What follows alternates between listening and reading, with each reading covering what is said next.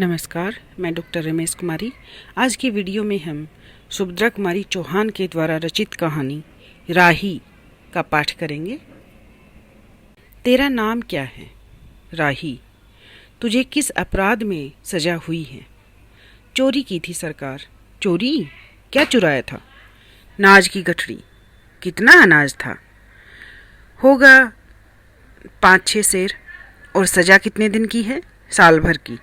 तो तूने चोरी क्यों की?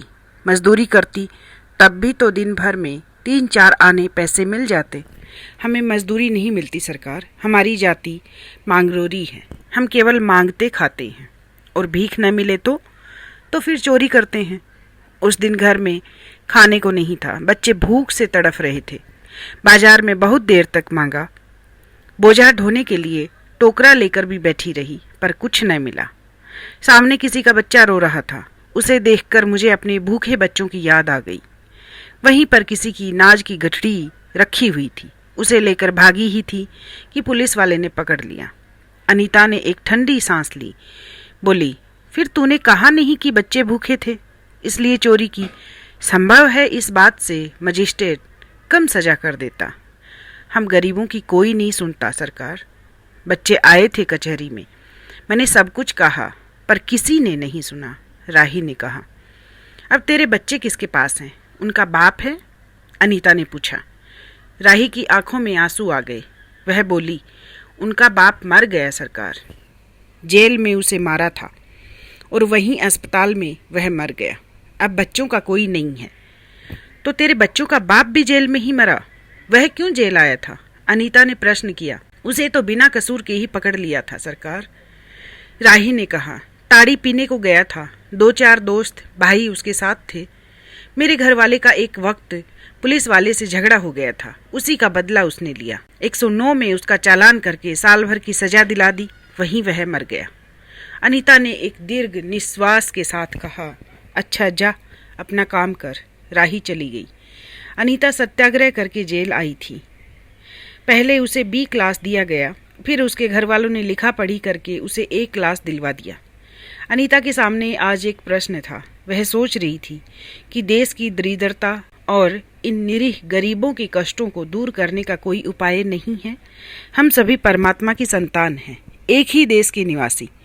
कम से कम हम सबको खाने पहनने का समान अधिकार तो है ही। फिर यह क्या बात है कि कुछ लोग तो बहुत आराम से रहते हैं और कुछ लोग पेट के अन्न के लिए चोरी करते हैं। उसके बाद विचारक की अदूरदर्शिता के कारण या सरकारी वकील के चातुर्य पूर्ण जिरह के कारण छोटे छोटे बच्चों की माताएं जेल भेज दी जाती हैं।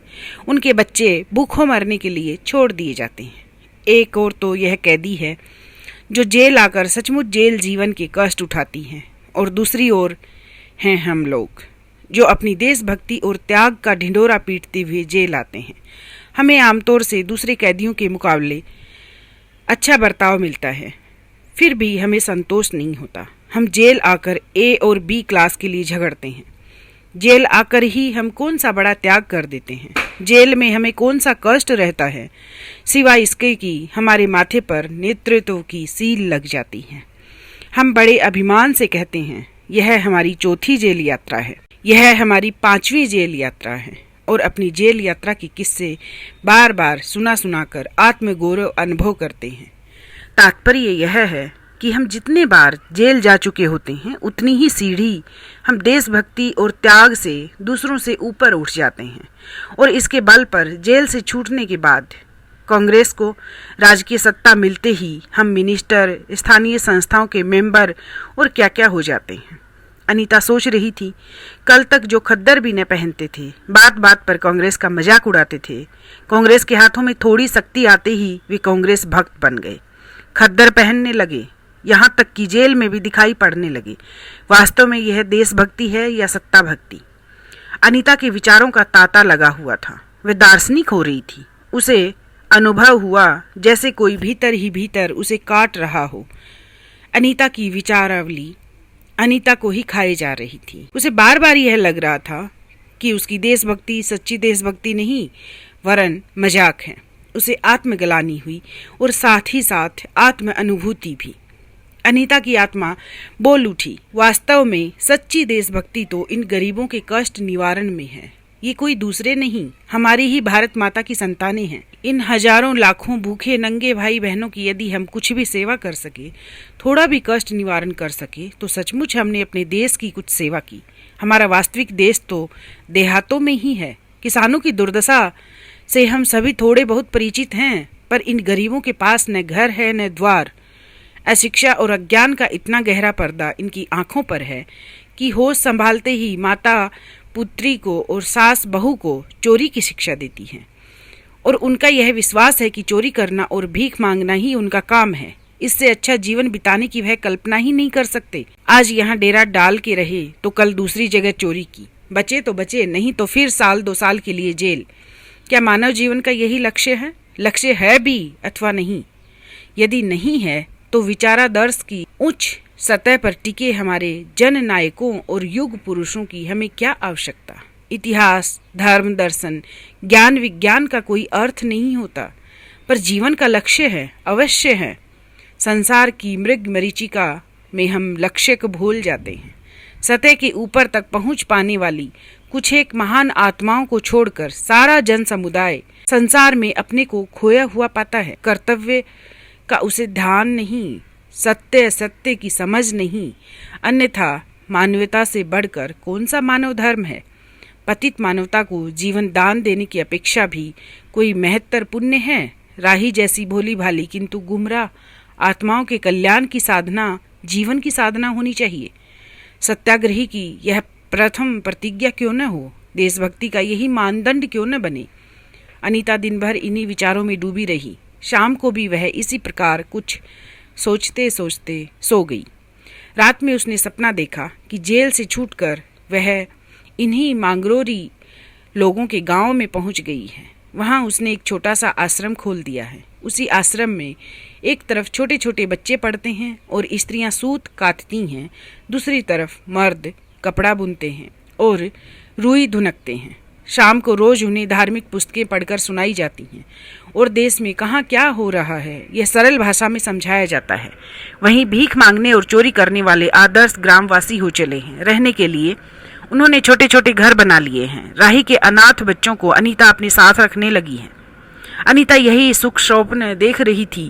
रात में वह देर से सोई थी। सुबह 7 बजे तक उसकी नींद न खुल पाई। अचानक स्त्री जेलर ने आकर उसे जगा दिया और बोली, आप घर जाने के लिए तैयार हो जाइए, आपके पिता बीमार हैं, आप बिना शर्त छोड़ी जा रही हैं। अनीता अपने स्वप्न को सच्चाई में परिवर्तित करने की एक मधुर कल्पना ले घर चली गई। सुभद्रा कुमारी चौहान के द्वारा रचित राही कहानी के 2 मुख्य पात्र हैं, राही और अनीता। इसमें घुमंतु और आपराधिक श्रेणी में गिने जाने वाली जाति के लोगों की व्यथा का चित्रण किया गया है। इसके साथ ही इस कहानी में गरीबी, भूख, चोरी, अशिक्षा को दर्शाया गया है। इसके साथ ही इस कहानी में लेखिका ने सत्याग्रहियों में शामिल स्वार्थी, सत्तालोलुप और आडंबरी लोगों पर भी व्यंग्य किया है। इस कहानी में सच्ची देशभक्ति और दिखावे की देशभक्ति में अंतर दर्शाया गया है। इस आधार पर यह कहानी आज के दौर में प्रासंगिक है। गरीबों और पीड़ितों की सेवा को ही लेखिका ने सच्ची देशभक्ति माना है। लेखिका ने मानवता को सबसे बड़ा धर्म माना है। सुभद्रा कुमारी चौहान के द्वारा रचित राही कहानी यूजीसी नेट जेआरएफ के सिलेबस में शामिल है, इसलिए परीक्षार्थियों के लिए यह बहुत ही महत्वपूर्ण है। इस कहानी को मूल रूप में पढ़ा जाना आवश्यक है। यूजीसी नेट जेआरएफ से जुड़े वीडियो देखने के लिए आप इस चैनल से जुड़े रहिए। यदि आपने अभी तक चैनल को सब्सक्राइब नहीं किया है तो आप उसे सब्सक्राइब करें। वीडियो पसंद आए तो उसे लाइक और कमेंट करके ज़रूर बताएं। धन्यवाद।